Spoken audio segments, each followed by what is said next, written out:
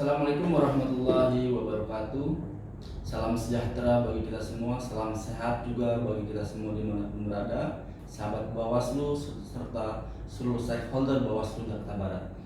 Berjumpa lagi bersama kami podcast Bawaslu Jakarta Barat. Pada kesempatan kali ini kita telah kehadiran narasumber atau bintang tamu ya spesial dari Ketua Bawaslu Jakarta Barat sendiri.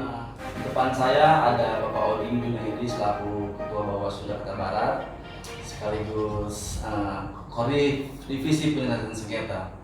Alhamdulillah ya Pak Oding, sehat Pak Oding? Alhamdulillah. Saya ucapkan terima kasih kepada Pak Oding yang telah menyempatkan waktunya di tengah kesibukan padat beliau nih sebagai ketua yang setiap hari muter-muter di DKI Jakarta, ada undangan dari kota A, kota B, kemarin terakhir ada acara di DKI Pak ya. Ya. Begitulah sosok beliau yang selalu sibuk padat menghadapi jadwal tahapan pemilu ini. Baik Pak Oding, mungkin sahabat Bawaslu Jakarta Barat dan stakeholder mungkin ada yang beberapa yang belum kenal nih pada sosok beliau ini.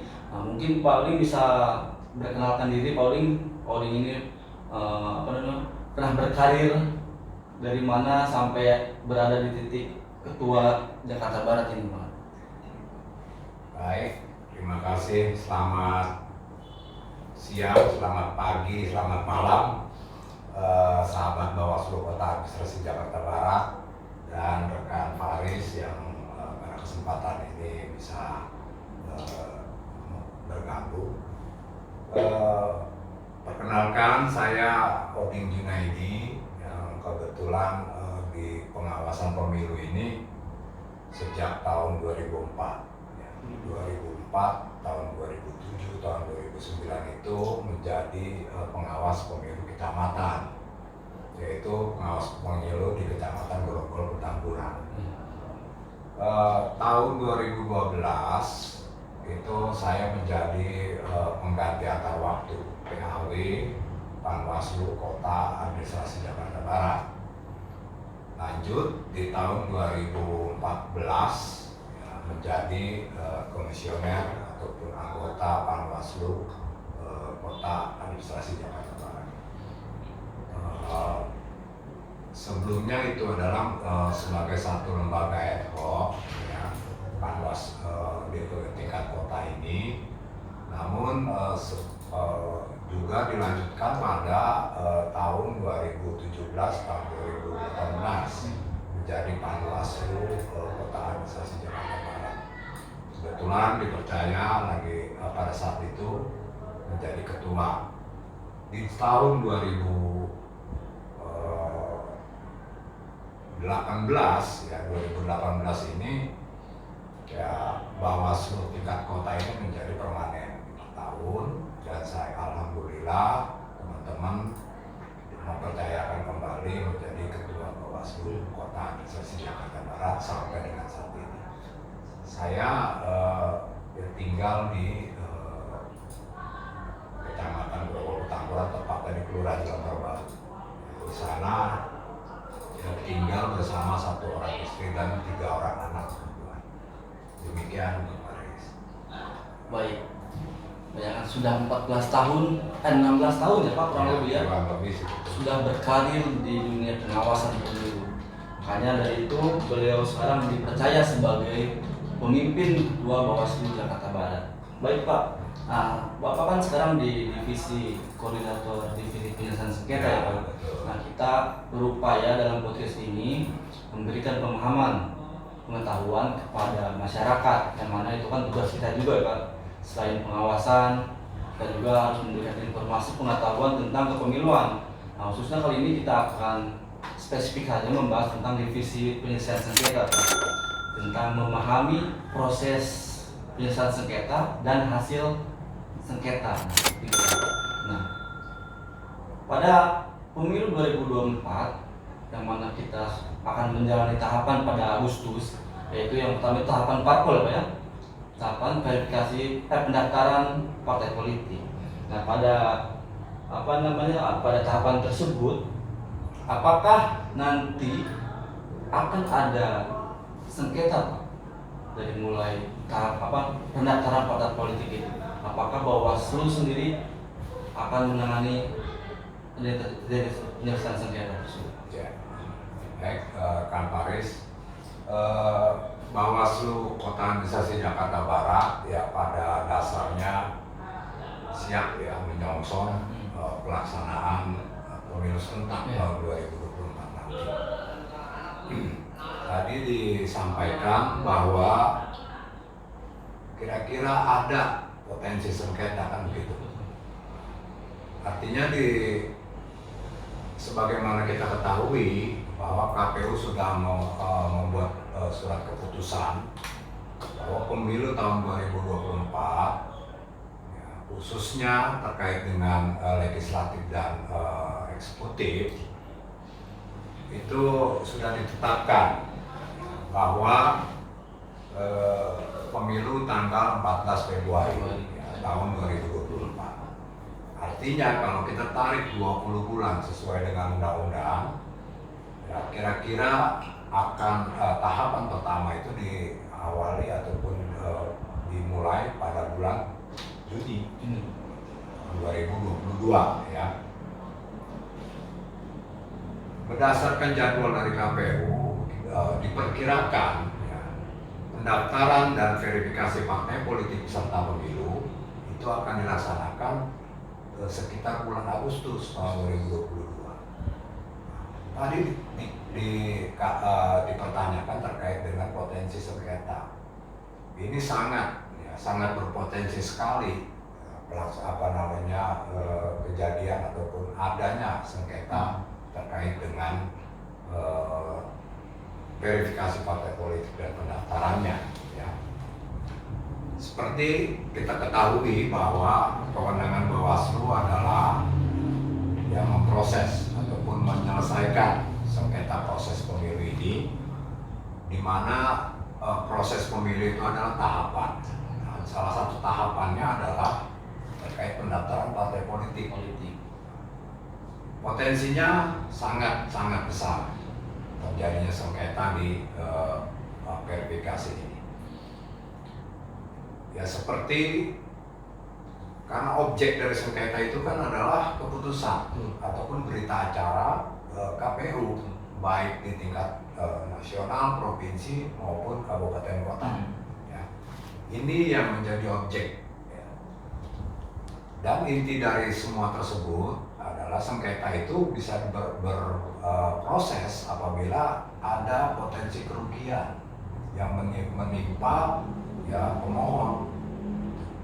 Salah satu kerugiannya adalah berdasarkan dari keputusan atau berita acara yang dikeluarkan KPU.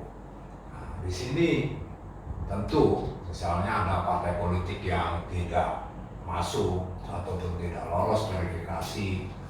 Nah, ini yang berpotensi untuk mengajukan sengketa. Nah, berarti sengketa itu sangat ada dan potensinya sangat besar terjadi di tahapan pendaftaran partai politik ini. Baik, Pak. Artinya ada kemungkinan potensi yang begitu besar ya Pak, terjadinya sengketa proses di Bawaslu Jakarta Barat ini. Nah, untuk hal itu Pak, untuk terjadinya penyelesaian sengketa itu, bagaimana persiapan dan kesiapan Bawaslu Jakarta Barat sendiri sebagai penyelenggara pemilu? Nah, apa yang sudah dilaksanakan Bawaslu Jakarta Barat dan apa yang yang akan dilaksanakan di Jakarta Barat untuk menyiapkan persiapan proses tahapan sampai pemungutan suara? Bagaimana Pak? Baik, Kang Faris, terima kasih. Sebagaimana kita ketahui, Bawaslu Kota ini kan sudah menjadi permanen ya selama 5 tahun sejak tahun 2017-2018.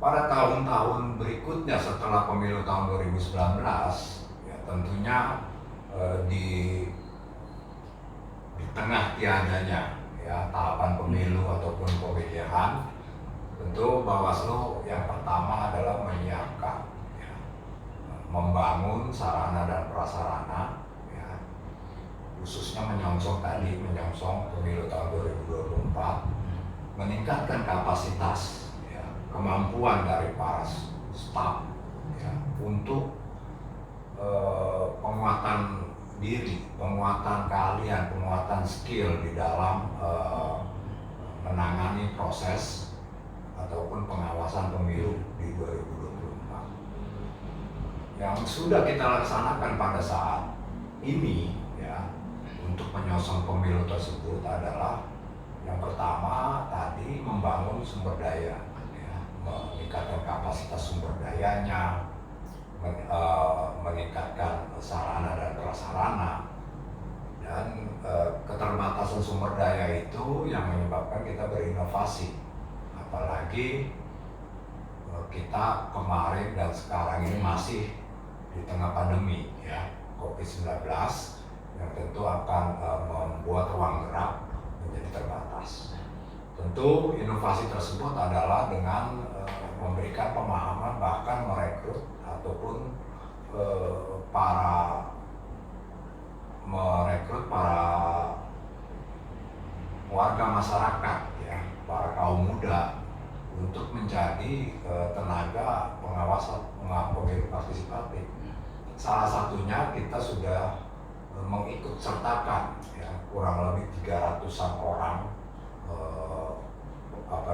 potensi masyarakat Jakarta Barat untuk mengikuti sekolah kader pengawasan pemilu partisipatif yang dilaksanakan oleh Bawaslu RI, dan kita sudah punya alumninya. Ini kita bangun terus sampai dengan nanti proses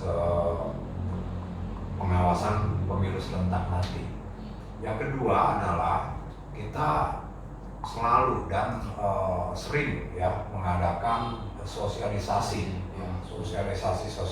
kepada masyarakat, kepada stakeholder, dan kepada khususnya kepada pemilih-pemilih pemula ya, serta mahasiswa tentunya, yang memberikan pendidikan politik ya, pendidikan politik kepada mereka agar pada saat mereka nanti setelah mencoblos di TPS, minimal tidak setelah mencoblos itu mereka pulang ya, tetapi coba ikut mengawasi mulai dari tahapan awal sampai dengan akhir, itu coba ikut mengawasi di dalam TPS masing-masing. Nah, apabila terjadi ataupun melihat adanya potensi pelanggaran, ya bisa melaporkan kepada Bawaslu. Nah, inilah peningkatan partisipatif itu yang terus kita galakkan. Terus yang kedua kepada stakeholder ya. Nah, ini yang belum kita laksanakan dan akan kita laksanakan ke depan adalah melakukan kerjasama dengan wali kota, dengan forum pimpinan kota lah ya, untuk kita diikutsertakan di dalam kegiatan-kegiatan mereka untuk memberikan sosialisasi terkait netralitas ya, netralitas kepada aparatur sipil negara, TNI dan Polri. Ini rencana kita ke depan untuk membangun tersebut, di samping tadi meningkatkan potensi kader pengawasan partisipatif. Baik. Pak, ini kan podcast kali ini kita akan membahas tentang penyelesaian sengketa ya. Nah, tadi sudah saya sebutkan. Bapak bisa jelaskan secara singkat, padat mungkin sebelum kita jauh belakang untuk lebih memahami tentang alur penyelesaian sengketa proses di Bawaslu. Apa Pak perbedaan sengketa proses dengan sengketa hasil? Sedikit saja Pak. Ya. Karena kan masyarakat awam itu kan banyak yang tidak tahu kan. Ya. Rata-rata yang tahunya sengketa itu ya di Mahkamah Konstitusi, padahal di Bawaslu pun kita diberi kewenangan. Baik, terima kasih Kang Paris. Penting ya, yaitu tadi salah satunya ya kerja Bawaslu ini adalah tadi memberikan pendidikan politik, salah satunya pemahaman pengetahuan terkait dengan sengketa proses pemilu. Ya. Tadi disampaikan bahwa apa perbedaan antara sengketa proses dengan sengketa hasil. Ya. Oh, sengketa proses ini kan pemilu itu kan berproses ya, mulai dari tahapan awal sampai dengan ini semua itu ada yang disebut dengan proses pemilu. Ya. Jadi setiap tahapan itu ada potensi, potensi sengketa ya. Jadi proses sengketa proses ini adalah satu kewenangan yang diberikan oleh Undang-Undang Nomor 7 Tahun 2017 kepada Bawaslu ya, untuk menyelesaikan proses tersebut yang dimulai dengan proses mediasi. Artinya penyelesaian sengketa proses ini kita selesaikan dalam waktu 12 hari. Ya. Ada 2 hari untuk melakukan proses mediasi. Nah, selebihnya setelah mediasi tidak tercapai kata sepakat itu kita melaksanakan proses adjudikasi. Nah, di sini kewenangan dari undang-undang yang diberikan kepada Bawaslu adalah selaku mediator dan adjudikator. Luar biasa yang diberikan ini ya untuk kapasitas ya penguatan dari lembaga Bawaslu ini. Jadi proses tersebut adalah yang bisa terjadi ya, bisa terjadi antara peserta pemilu di sengketa proses ini antara peserta pemilu dengan penyelenggara KPU, juga antar penyelenggara antar peserta dengan peserta partai politik. Nah, ini yang disebut sengketa proses, di mana objeknya adalah lagi-lagi keputusan KPU dan atau berita acara yang merugikan ya, berpotensi merugikan tersebut. Nah, terus yang kedua tadi disampaikan adalah sengketa hasil. Nah, sengketa hasil ini adalah memang adalah salah satu sengketa yang dikecualikan yang tidak bisa diproses oleh Bawaslu. Karena sengketa hasil ini adalah sengketa terkait dengan hasil pemilu. Ya, yang undang-undang menyebut bahwa yang bisa menyelesaikan sengketa hasil pemilu ini adalah Mahkamah Konstitusi. Dengan segala kewenangannya itu menjadi ranah ataupun wewenang. Saya potong biar sahabat Bawaslu juga paham. Nah, berarti yang dimaksud sengketa hasil itu apabila sudah ada yang terpilih ya. Calon terpilih ya. Nah, itu. Artinya hasil pemilunya sudah terlihat ya, gitu. Siapa pemenangnya? Siapa yang memenang dan itu ada mekanismenya yang dibuat oleh Mahkamah Konstitusi. Gitu. Kemudian Pak, nah sedikit lagi kan kita memberi pengetahuan itu tidak hanya untuk para peserta pemilu ya. Kita juga memberikan pengetahuan kepada masyarakat, stakeholder, pemilih pemula gitu ya. Nah Pak, yang tadi Bapak bicarakan kan penyelesaian sengketa itu bisa terjadi antara peserta dan penyelenggara, peserta dengan peserta. Nah, bisa nggak Bapak berikan contoh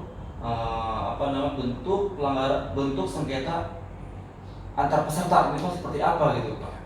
Kalau antara penyelenggara kan sudah tahu objeknya adalah keputusan KPU ya. Kalau untuk peserta dan peserta itu bagaimana Pak?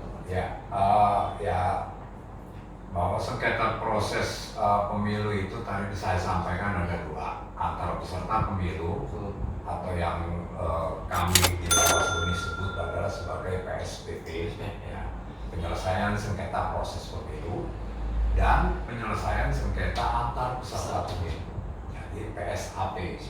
Jadi itu perbedaannya dari PSPP dan PSAP. Jadi sampaikan terkait dengan bagaimana contoh dari PSAP ini atau antar peserta pemilu ini, ya kan?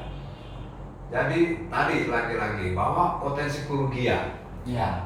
Jadi intinya adalah ada potensi kerugian yang diderita oleh pemohon, ya. Bahwa misalnya berarti kan antar peserta ini kan antar partai politik sama partai politik. Ini kita bisa ambil contoh terkait ini biasanya terjadi ya pada tahapan kampanye gitu, antar peserta ini. Jadi terkait dengan misalnya pemasangan alat peraga. Ya, alat peraga kampanye ini berpotensi di mana kan KPU itu nanti akan mengeluarkan keputusan ya terkait dengan penempatan alat peraga. ada itu syarat-syaratnya, nanti akan rinci dibuat oleh KPU. Nah, disinilah gitu ya, yang bisa menimbulkan proses ataupun potensi sengketa tersebut. Jadi alat peraga kampanye salah satu partai bisa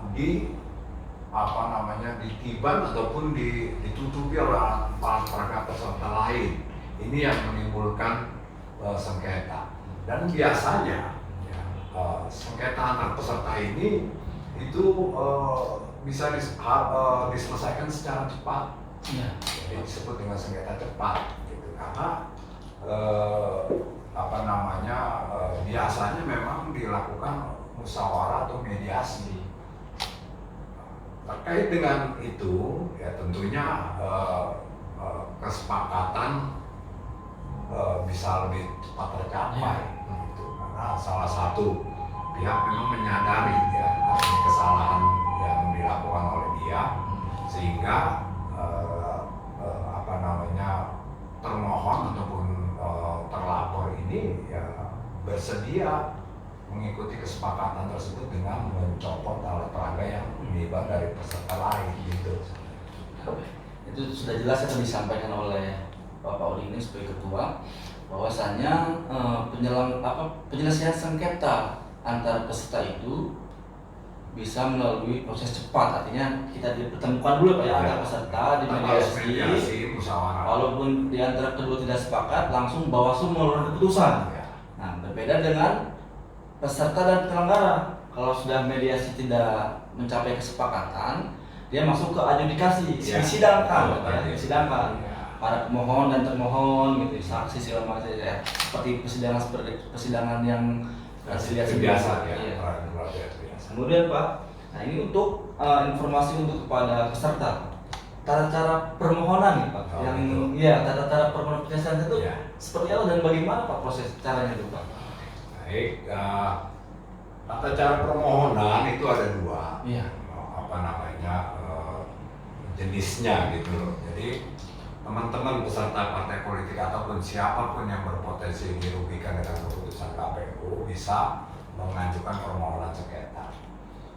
Permohonan bisa disampaikan secara langsung ya, ke sekretariat Bawaslu. Di kita nanti ada petugas penerima permohonan yang akan menerima teman-teman yang mengajukan permohonan sengketa.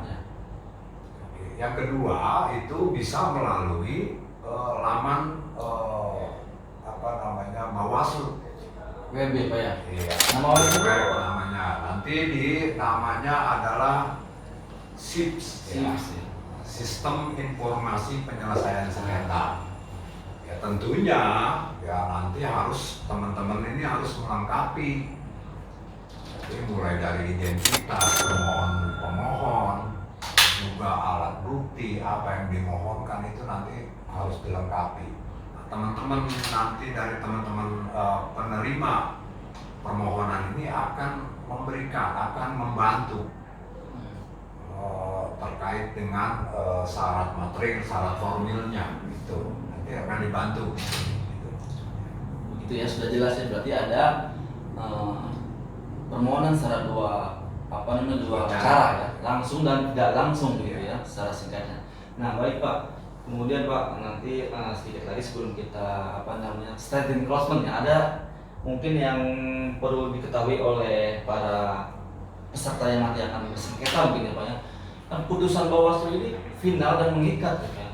Nah, mungkin bisa dijelaskan kepada khalayak bagaimana misalkan apa maksud tersebut tuh, final dan mengikat putusan Bawaslu itu. Baik.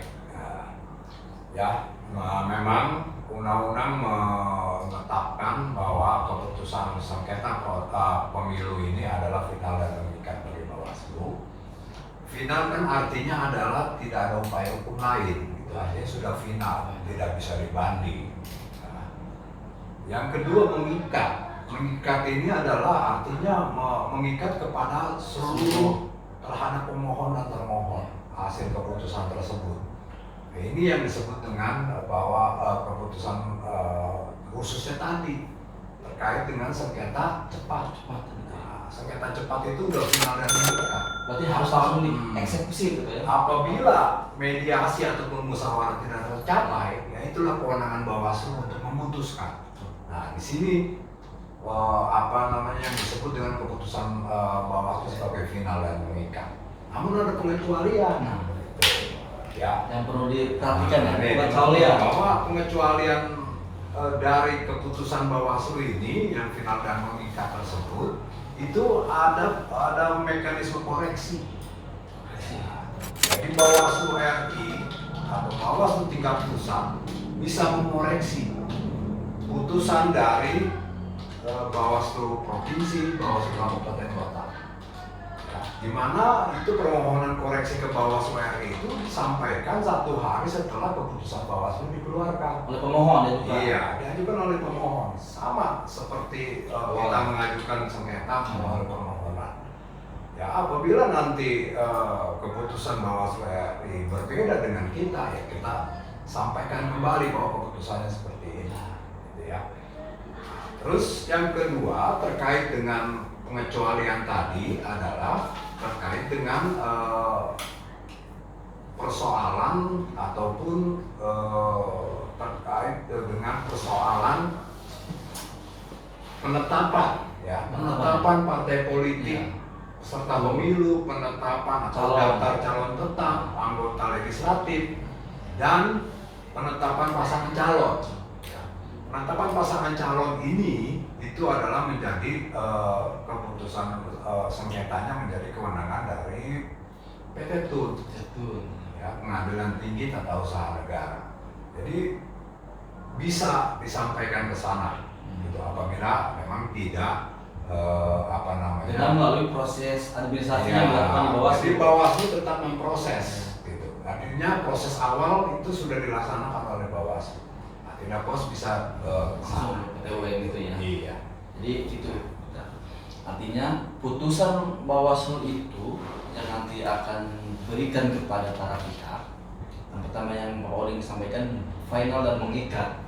Artinya putusannya tidak dibanding. Artinya rekomendasi dari Bawaslu harus segera dieksekusi oleh KPU. Mohon ya. Iya. Arti ini ya KPU lah sebagai yang mengeluarkan keputusan. Dan ada kecuali putusan yang bisa dibandingkan yang telah Pak Oding sampaikan tadi. Nah kemudian Pak, itu cukup lah ya materi-materi singkat ya yang saya kira itu substansi dari penyelesaian sengketa udah cukup jelas dan cukup ringkas yang telah disampaikan. Nah ini Pak, nanti kan dari tahapan sampai pemungutan suara dalam menjalankan tugasnya sebagai penyelenggara, Bapak sebagai ketua lembaga. Nah, pasti ada menemukan kendala-kendala apa Pak yang nanti akan kita hadapi, kendala apa tuh Pak? Dan bagaimana cara mengantisipasi kendala tersebut? Ya, tadi sudah disampaikan di awal tadi bahwa salah satu kendala kita ya sumber daya manusia. Ya. Karena kita ini Jakarta Barat, sebagaimana teman-teman ketahui bahwa kita terdiri dari 8 kecamatan dengan 56 kelurahan. Nah, sumber daya kita itu sangat terbatas dengan cakupan ataupun begitu luasnya area pengawasan ya.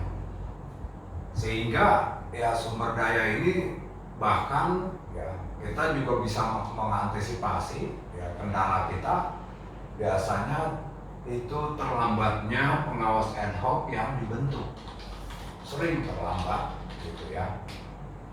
Seperti pengawas kecamatan yang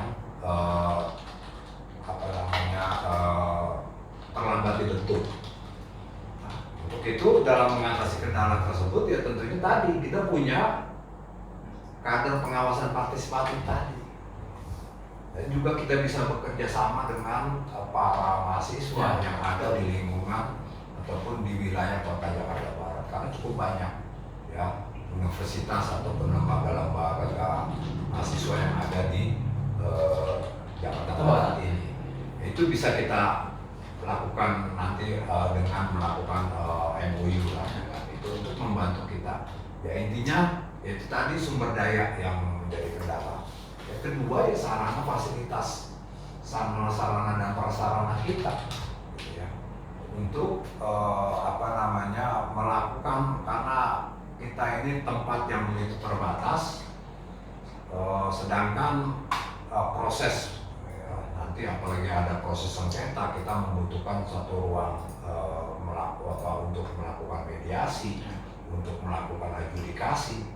Ini yang sering kendalanya yang bisa terjadi. Di luar itu, ya saya pikir tidak ada, karena memang kita kan juga sebagai lembaga yang sudah teruji, yang sudah pernah melaksanakan kegiatan pemilu, walaupun memang dikatakan pemilu 2024 ini adalah pemilu yang berbeda karena serentak. Betul. Gitu. Baik Pak, ini untuk terakhir Pak. Ya sudah cukup jelas ya untuk pemaparan tadi yang telah sampaikan. Ini apa pesan Bapak selaku ketua atau yang mewakili lembaga Bawaslu Jakarta Barat terhadap nanti tahapan pemilu serentak 2024? Yang pertama itu kepada seluruh jajaran Bawaslu dan staf, yang kedua kepada seluruh stakeholder, dan yang ketiga pada peserta pemilu 2024. Apa pesan Bapak untuk sampaikan mewakili lembaga? Ya, yang pertama tentu kita dalam menghadapi pemilu serentak 2024 ini ya kepada jajaran Bawaslu Jakarta Barat dan staf, ya tentunya saya minta ya teman-teman meningkatkan kapasitas, kemampuan, skill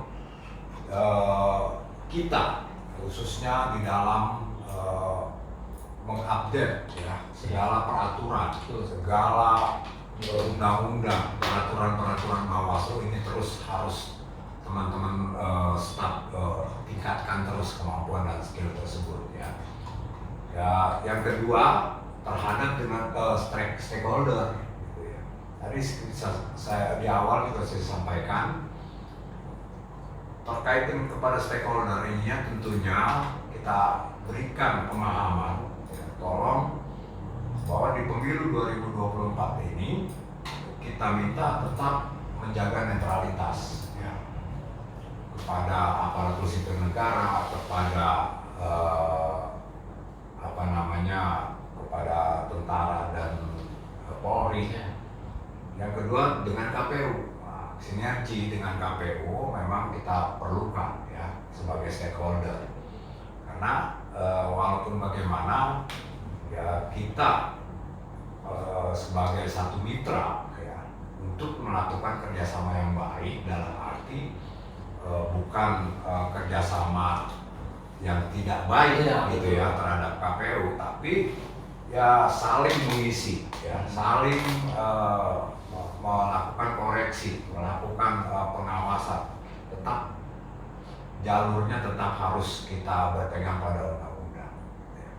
Nah, kepada peserta pemilu, di sini kan ada partai politik, di dalamnya ada calon-calon anggota legislatif, calon anggota DPD, dan bahkan calon gubernur, calon presiden. Nah, di dalamnya lagi ada tim-tim sukses ini yang kita bisa mintakan ataupun kita mohonkan bahwa patuhilah aturan yang sudah ditentukan. Nah, kami dari Bawaslu di awal adalah untuk melakukan pencegahan. Ya. Kita coba berikan pemahaman, kita berikan sosialisasi kepada peserta ini terkait dengan aturan-aturan apa loh yang tidak boleh, ya kan? Artinya rule of the game-nya ini harus dipatuhi oleh seluruh peserta. Apabila terjadi setelah kita berikan pemahaman itu memang terjadi ya, kewenangan Bawaslu lagi-lagi adalah yang memproses setiap pelanggaran-pelanggaran yang terjadi sampai dengan proses finalnya gitu. Seperti itu Pak Aris. Baik, terima kasih Pak Oding.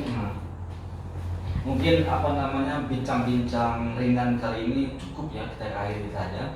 Nah, saya ucapkan lagi kepada Pak Oding, terima kasih Pak udah menyempatkan waktunya. Nah, kesibukan sekolah ini memang betul Pak Oding ini padat ya Pak ya. Setiap hari itu muter terus ya DKI Jakarta untuk melakukan persiapan dan tahapan pemilu itu sendiri.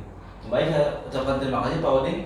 Nah, bagi teman-teman sahabat Bawaslu dimanapun berada, jangan lupa dan selalu lewatkan podcast pengetahuan seputar pemiluan di Bawaslu ini jangan sampai terlewat. Terus saksikan channel-channel podcast yang selalu memberikan informasi kepada masyarakat. Baik, pada Pak Oding bisa memberikan statement Pak, ada apa namanya, kita melakukan tagline Pak untuk menutup ini Pak. Baik teman-teman semua, sahabat-sahabat Bawaslu Kota Administrasi Jakarta Barat, kita punya tagline, ayo kita suarakan tersebut bersama rakyat, awasi pemilu, bersama Bawaslu tegakkan keadilan pemilu. Jangan lupa pada waktu like, komen, dan selalu saksikan terus channel YouTube Bawaslu Jakarta Barat. Terima kasih, sekian. Oke.